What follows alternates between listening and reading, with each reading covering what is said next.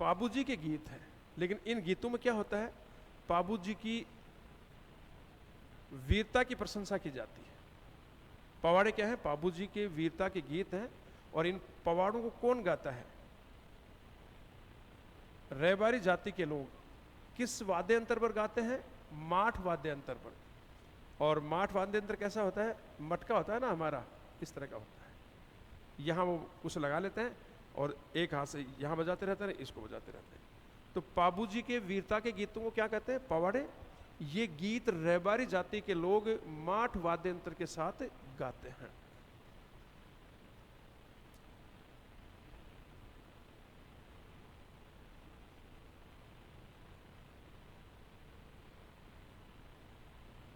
पाबू धनीरा वाचन क्या है, देखिए, पाबू धनीरा वाचन ये इनके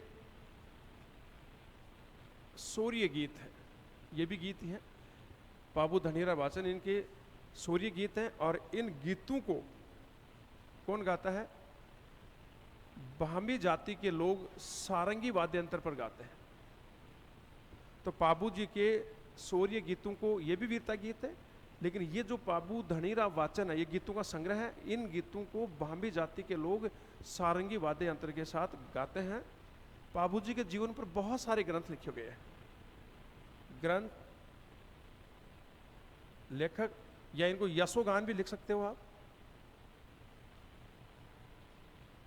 यशोगान। तो पहला जो ग्रंथ था वो देखिए, पाबू प्रकाश, बहुत इंपॉर्टेंट ग्रंथ है।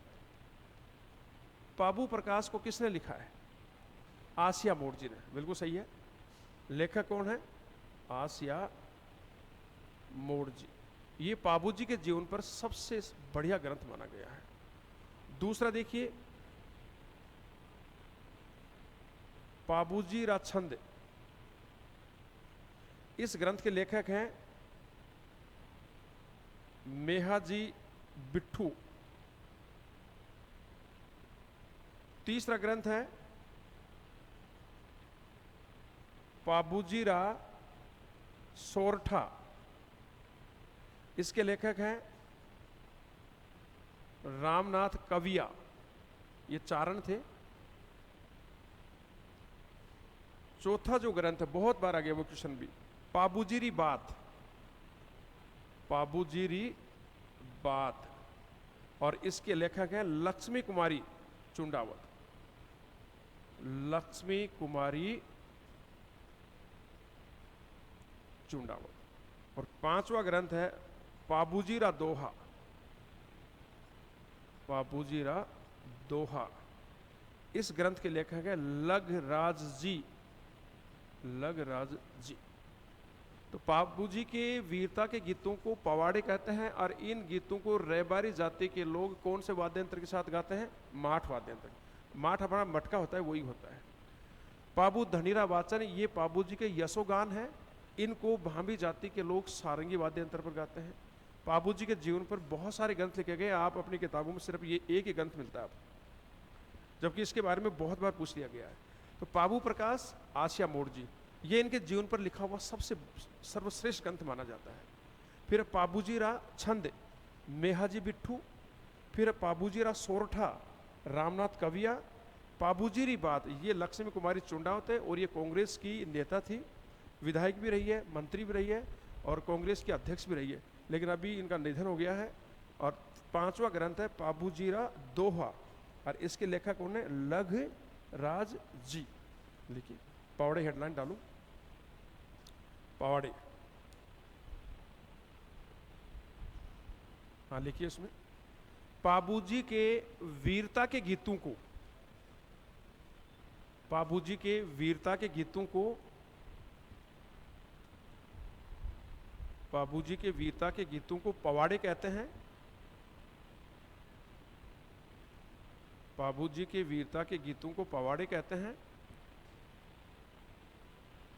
इन गीतों को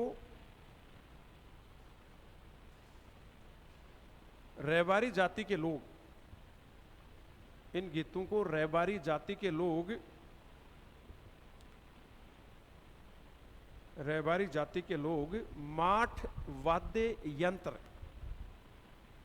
रहबारी जाति के लोग माठ वाद्य यंत्र के साथ गाते हैं।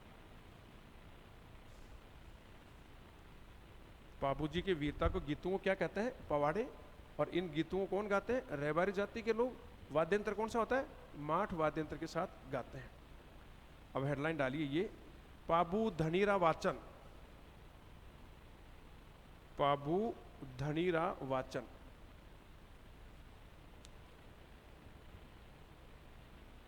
पाबू धनीरा वाचन, डैश लगाइए नीचे। ये पाबू जी के यशोगान हैं, यश के गीत। देखिए वीरता में तो क्या होता है? वीरता में तो वीरता दिखाई जाती है। यशोगान में उनके द्वारा जो सामाजिक कार्य है और काम किए गए उनकी भी बखान होता है। तो ये पाबू जी के यशोगान हैं। इन्हें भांबी जाति के लोग,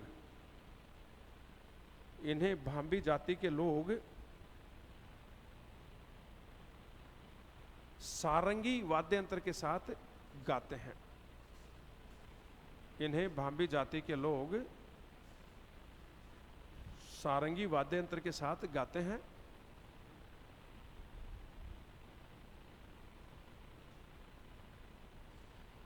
अब हेडलाइन डालिए, पाबूजी के जीवन से संबंधित ग्रंथ। पाबूजी के जीवन से संबंधित ग्रंथ। बाबूजी के जीवन से संबंधित ग्रंथ।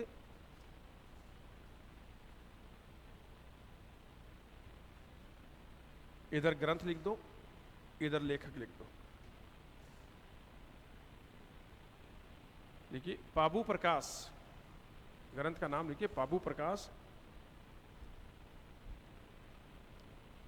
लेखक हैं आसिया मोड़जी।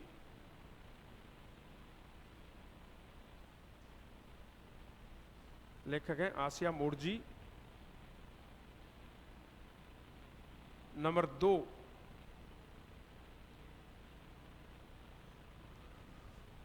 पाबूजीरा छंद। ग्रंथ का नाम क्या है? पाबूजीरा छंद। और लेखक है मेहाजी बिट्ठू। मेहाजी बिट्ठू। तीसरा ग्रंथ है पाबूजीरा सोरठा। पाबूजीरा सोरठा। लेखक हैं रामनाथ कविया। रामनाथ कविया।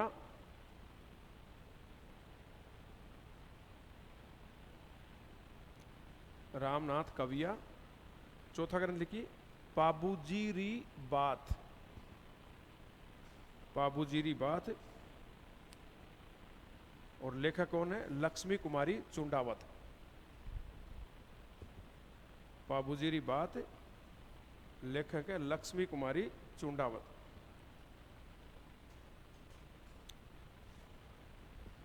पांचवा देखिए पाबूजीरा दोहा। पाबूजीरा दोहा। और इसके लेखक कौन है? लघराज जी। लघराज जी।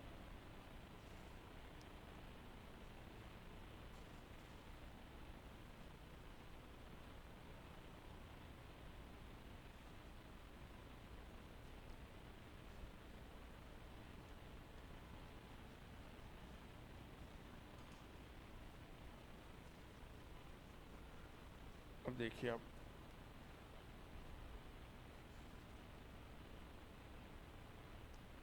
मारवाड़ में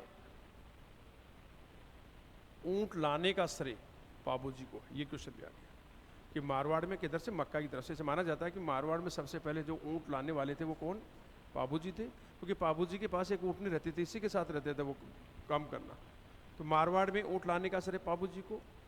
पाबूजी के जो अनुयायी हैं वो विवाह में 3.5 फेरे या 4 फेरे लेते हैं, 7 फेरे नहीं लेते, क्योंकि आपको पता है कि 3.5 फेरे हुए तभी वहां से उठकर भाग गए थे वो गायों को छुड़ाने के लिए। तो ये दोनों में आता है तो आपको ये करना है, नहीं तो आया हुआ क्वेश्चन है 1 2 3 4, तो ये उत्तर आया था। तो उनके अनुयायी विवाह में 7 फेरे न लेकर के 3.5 या 4 फेरे ही लेते हैं। बाबूजी की पगड़ी एक और झुकी हुई होती है, और वो किस ओर होती है? बाईं ओर। इसके लिए भी प्रसिद्ध है कि बाबूजी की पगड़ी एक ओर झुकी हुई होती है। बाबूजी के जो अनुयायी हैं, भक्त हैं, वो एक नृत्य करते हैं जिसका नाम है थाली नृत्य। बाबूजी के अनुयायी कौन सा नृत्य करते हैं? थाली नृत्य। प्रतीक चिन्ह की बात आए तो बाबूजी का प्रतीक क्या है? भाला लिए हुए अश्वारोही। समझते हो उसको? घोड़े पर सवार है और हाथ में क्या है? तलवार नहीं, भाला। तो भाला लिए हुए अश्वारोही इनका प्रतीक माना जाता है। बाबूजी देखिए, बाबूजी नारी सम्मान, गोरक्षा, शरणागत की रक्षा और वीरता के लिए प्रसिद्ध थे।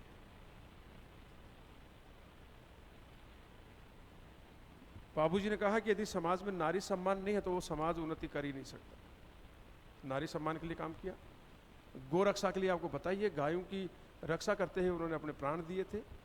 शरणागत की रक्षा, बाबूजी भी हमीर देव चौहान की भांति थे। यदि उनकी शरण में कोई आ गया तो उसकी रक्षा करना वो अपना धर्म मानते थे, चाहे वो बुरा काम करके भी आया हो। तो शरणागत की रक्षा और वीरता के लिए प्रसिद्ध थे। लिखिए अगला पॉइंट। मारवाड़ में ऊंट लाने का श्रेय, मारवाड़ में ऊंट लाने का श्रेय, मारवाड़ में ऊंट लाने का श्रेय बाबूजी को ही है।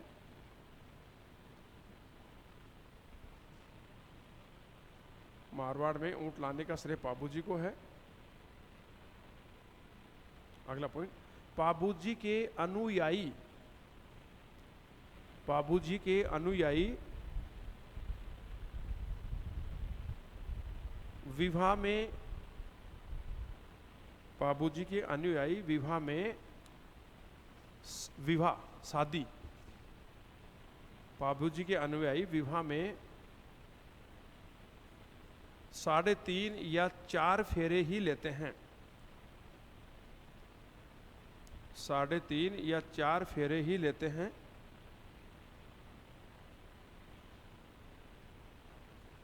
नेक्स्ट, बाबूजी की पगड़ी एक और झुकी हुई होती है,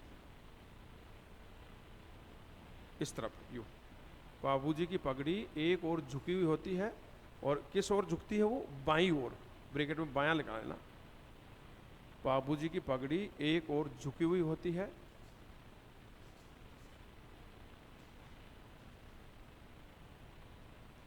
नेक्स्ट पॉइंट। बाबूजी के भक्त या अनुयायी,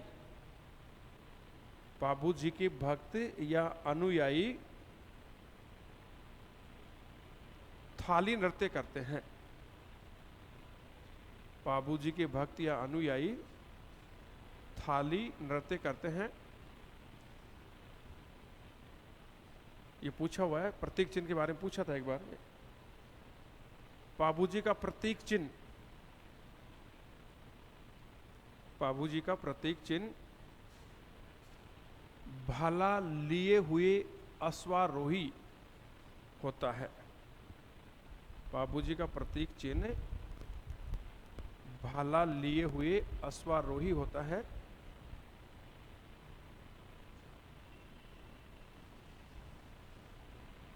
ऊपर ये डालो बाबूजी, फिर नंबर 1 डाल लो। ऊपर तो लिख लो बाबूजी और फिर नंबर 1। बाबूजी नारी सम्मान, बाबूजी नंबर 1 पे क्या डालोगे? नारी सम्मान। नंबर 2 गोरक्षा, नारी सम्मान गोरक्षा। नंबर 3 शरणागत की रक्षा। और नंबर 4 पर डालिए। शरणागत की रक्षा और अपनी वीरता के लिए प्रसिद्ध है। नारी सम्मान, गोरक्षा, शरणागत की रक्षा और अपनी वीरता के लिए प्रसिद्ध है।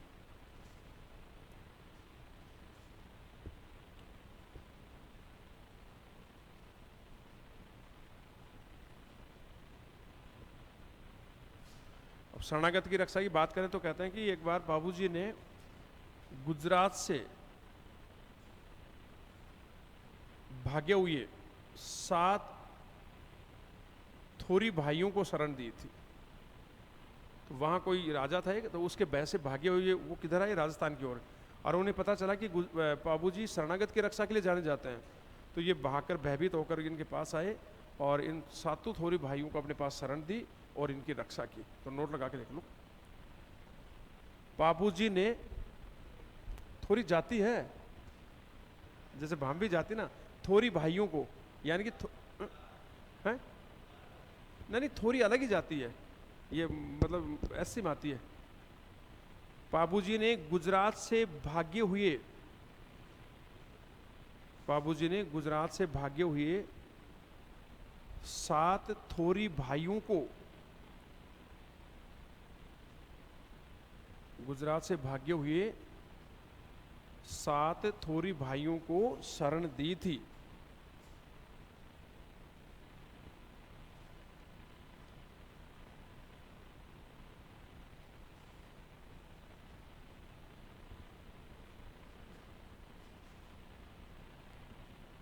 बाबूजी पूरा हो गया। तो पंचमेर में से कितने हो गए? 2 हो गए ना।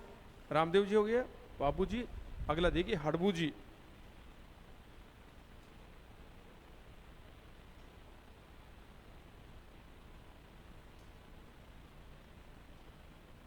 तो 5 पीरों में से एक पीर है, ठीक है। जन्म 15वीं सदी में भूडेल गांव में हुआ। और भूडेल गांव कहां पर है? नागौर में। तो नागौर के भूडेल गांव में इनका जन्म हुआ। यह क्वेश्चन पूछा हुआ है। जाति क्या थी? सांखला राजपूत थे। कौन से राजपूत थे? सांखला राजपूत। तो जाति सांखला राजपूत थे और पिता का नाम था मेहाजी सांखला।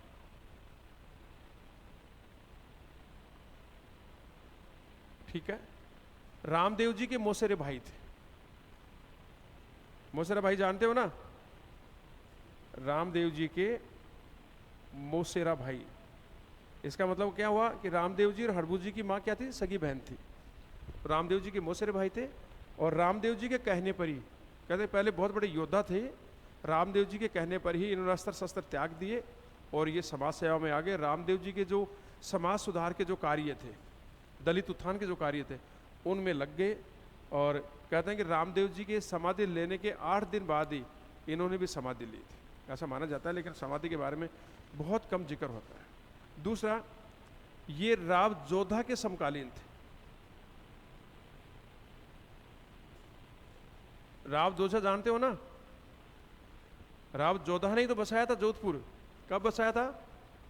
1459 में। और इसी समय उन्होंने मेहरानगढ़ की नींव भी डाली थी। तो राव जोधा के समकालीन थे। और जोधपुर से पहले राठौड़ों की राजधानी कौन सी थी? मंडोर। अब मंडोर पर मेवाड़ का अधिकार था। और मेवाड़ पर भी अधिकार किसका था? कुंवर चुंडा का, यानी कि महाराणा कुंभा का अधिकार था। तो हड़बू जी के पास गए राव जोधा, बोले मंडोर तो है ही नहीं मेरे पास। तो हड़बू जी ने अपने चमत्कारों से मंडोर जीतने का आशीर्वाद दिया। किसको? राव जोधा को मंडोर जीतने का आशीर्वाद दिया। और एक कटार भी भेंट की, छोटी, और कहा कि इस कटार को हमेशा अपने साथ रखना, और कुछ मूंग के दाने खाने के लिए दिए। तो उनके आशीर्वाद से राव जोधा ने मंडोर पर अधिकार कर लिया। अधिकार करने के बाद में राव जोधा ने हड़बू जी को बैंगटी गांव भेंट किया, क्योंकि उन्हीं के आशीर्वाद से नागौर पर अधिकार हुआ था, मंडोर पर। तो इसके बदले उन्होंने क्या गांव भेंट किया? बैंगटी गांव। और बैंगटी गांव जो जोधपुर में है, यहीं पर हड़बू जी का मंदिर है, बहुत इंपॉर्टेंट है। पूछा गया कि बैंगटी गांव जोधपुर में किस लोक देवता का मंदिर है? किसका है? हड़बू जी का। अब इस मंदिर के अंदर क्या है, इस मंदिर का जो निर्माण था वो कराया था 1721 में जोधपुर के महाराजा अजीत सिंह ने। ये अजीत सिंह वही है जिसको औरंगजेब दिल्ली पकड़ के ले गया छोटे से कोई, और इसको इस्लाम धर्म स्वीकार करने के लिए बाध्य किया था। बाद में दुर्गादास राठौड़ की वजह से वहाँ से छुड़ाया गया, और दुर्गादास राठौड़ ने औरंगजेब से इसके लिए 30 साल का युद्ध किया लगातार। तो ये अजीत सिंह वही है जसवंत सिंह के बेटे। तो 1721 में इन्होंने बैंगटी में इस मंदिर का निर्माण कराया, और मंदिर में मूर्ति नहीं है। अगर मंदिर में मूर्ति नहीं है तो किसकी पूजा होती है? हैं? बिल्कुल, मंदिर में मूर्ति के स्थान पर क्या है? प्रतीक के रूप में लकड़ी की बैलगाड़ी है, और ये हड़बू जी की गाड़ी थी। तो मूर्ति के स्थान पर किसकी पूजा की जाती है? बैलगाड़ी की पूजा की जाती है। अब बैलगाड़ी क्यों पूजा की जाती है? क्योंकि हड़बू जी ने पूरे जीवन भर, अपने जीवन के अंतिम दिनों तक, उनके पास एक बैल था, एक गाड़ी थी, और उस बैलगाड़ी को रोज फिक्स समय पर, जैसा भी सुबह नहा धो करके खाना खा के और जंगल में ले जाते थे, और जंगल में ले जा करके उसको खड़ी करते थे, वहाँ घास काटते थे, और घास की पूड़ियाँ बना करके उसमें लादते थे, और वो घास ला करके उन गायों को खिलाते थे, ये जो बिल्कुल अपंग हो गई थी, पंगु हो गई थी, बूढ़ी हो गई थी, जिनसे चला नहीं जाता था, एक ही जगह खड़ी या बैठे रहना, उन गायों की सेवा करते थे पूरी जिंदगी भर। और इस तरह की स्थिति बन गई थी कि जैसे ये जंगल में बैलगाड़ी को लेकर जाते तो जंगली जानवरों को भी ये इतना मतलब इनसे लगा हो गया था कि गाड़ी जाते ही उसके चारों ओर आके खेलने लग जाते थे, और जैसे ही घास लेकर के गांव की ओर आते थे वो भी जंगल की ओर चले जाते थे। तो इस प्रकार से इस बैलगाड़ी की पूजा की जाती है। अब जैसे रामदेव जी का वाहन क्या था? लीला घोड़ा। हड़बू जी का वाहन क्या था? केसर कालमी घोड़ी। हड़बू जी का वाहन क्या हो सकता है? हाँ, बाबू जी की केसर कालमी। हड़बू जी का वाहन क्या है? ऑप्शन दो, कर दोगे ऑप्शन से? लोमड़ी, फॉक्स, दूसरा सिहार, तीसरा बैल, चौथा ये ऑप्शन। हड़बू जी का वाहन क्या है? बिल्कुल सियार है। यदि आप सियार आपको पता नहीं होता तो आप सीधा यहाँ पहुँचते, क्योंकि इसकी वजह से यदि आपको ये पता नहीं होता कि सियार है तो निश्चित रूप से आप क्या करके आते? बैल, क्योंकि बैलगाड़ी की पूजा की जाती है, बैल था उसके पास, तो आपके दिमाग में क्या आएगा कि वाहन क्या हो सकता है? बैल। लेकिन इनका वाहन क्या था? सियार था। लिखिए, गिद्दड़ है। बस वो ये अलग अलग तरीका से वो सियार जंगल, लेकिन जंगल में जाते थे ना तो ज़्यादा, हाँ ये उसमें लिखा हुआ है मोनोथनेंसी में, जंगल में जाते थे तो लोमड़ी भी आते थे, खरगोश, लेकिन सियार ज़्यादा आते थे। और सियार तो गांव तक गाड़ी का पीछा भी करते थे, उसके पीछे जैसे कुत्ता भागता है ना मालिक के पीछे, वैसे भाग करके हमें ध्यान आ गया। तो गांव में एंट्री होते, गाड़ी निकल जाती थी, फिर वापस चले जाते थे, मतलब ग्रुप में आते थे, झुंड के झुंड। लिखिए, जन्म 15वीं सदी में नागौर के भूडेल गांव में, भूडेल को अंडरलाइन करना, जन्म 15वीं सदी में नागौर के कौन से गांव में हुआ? भूडेल गांव में। भूडेल गांव में 15वीं सदी में भूडेल गांव में। जाति सांखला राजपूत, पिता मेहाजी सांखला,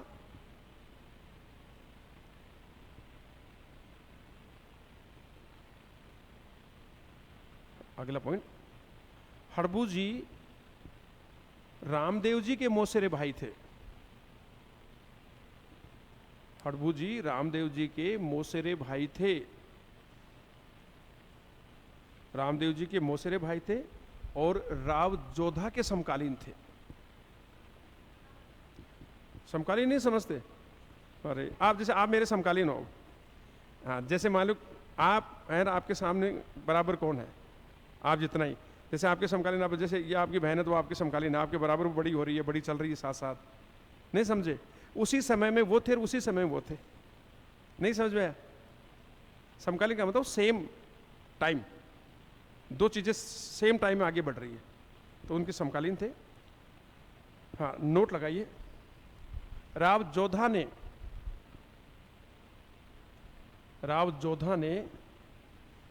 1459 में जोधपुर शहर को बसाया।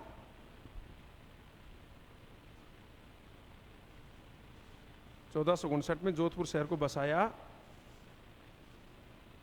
और उसे अपनी राजधानी बनाया।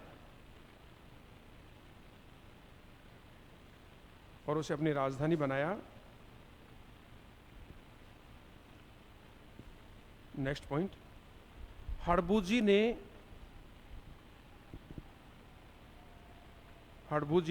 राव जोधा को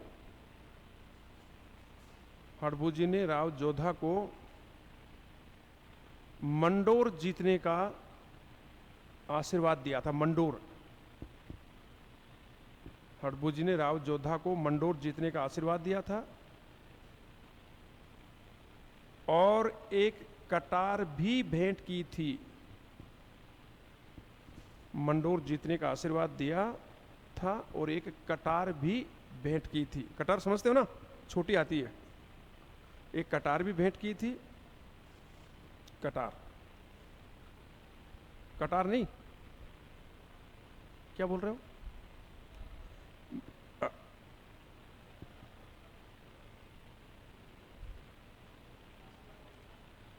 दोबारा सुनिए। हड़बू जी ने राव जोधा को मंडोर जीतने का आशीर्वाद दिया और एक कटार भी भेंट की थी।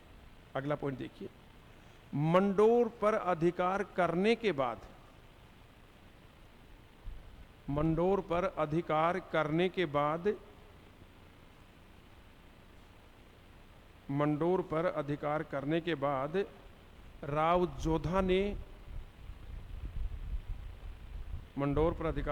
बाद राव जोधा ने हड़बू जी को बैंगटी गांव भेंट किया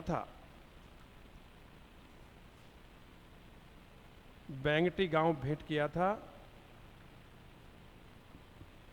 इसी गांव में हड़बू जी का मंदिर है।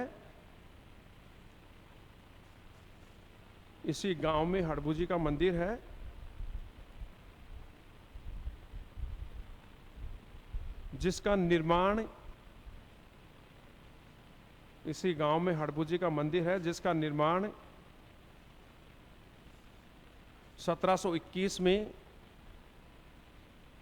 1721 में जोधपुर के महाराजा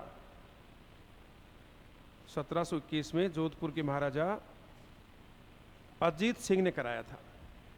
1721 में जोधपुर के महाराजा अजीत सिंह ने कराया था।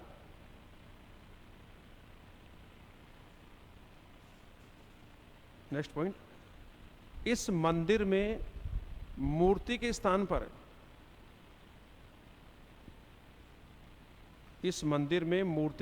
पर हड़बू जी की बैलगाड़ी की पूजा की जाती है। इस मंदिर में मूर्ति के स्थान पर हड़बू जी की बैलगाड़ी की पूजा की जाती है।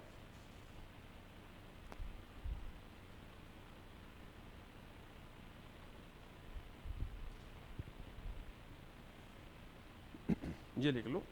हड़बू जी का वाहन सियार को माना जाता है। हड़बू जी का वाहन किसे माना जाता है? सियार को।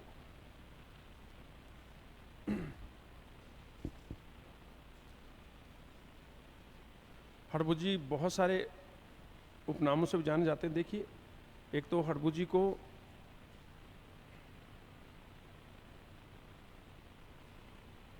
बहुत से दृष्टा, शकुन शास्त्र का ज्ञाता,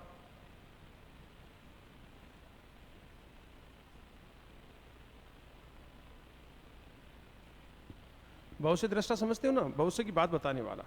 तो हड़बू जी को बहुत से दृष्टा, शकुन शास्त्र का ज्ञाता। शकुन शास्त्र जानते हो? शगुन नहीं मनाते क्या गांव में?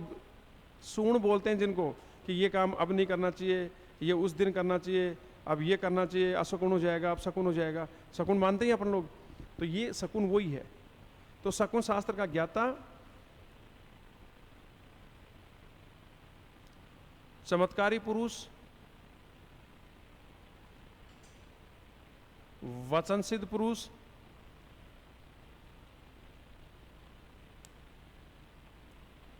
और योगी सन्यासी आदि माना जाता है। हड़बुजी बहुत से दृष्टा थे, लिख लो, हड़बुजी बहुत से दृष्टा थे, ब्रैकेट में ज्योतिषी लिख लेना। बहुत से दृष्टा थे, बहुत से की बात बताने वाले, शकुन शास्त्र के भी ज्ञाता थे। सगुण नहीं मानते कि, समझ गए ना, सगुण, हाँ सगुण, अब सगुण, सगुण ये काम अब करना चाहिए, अब नहीं करना चाहिए, अब शकुन हो जाएगा। शकुन शास्त्र के ज्ञाता थे, चमत्कारी पुरुष थे, चमत्कारी पुरुष थे, वचन सिद्ध पुरुष थे, वचन के पक्के थे, और योगी सन्यासी थे।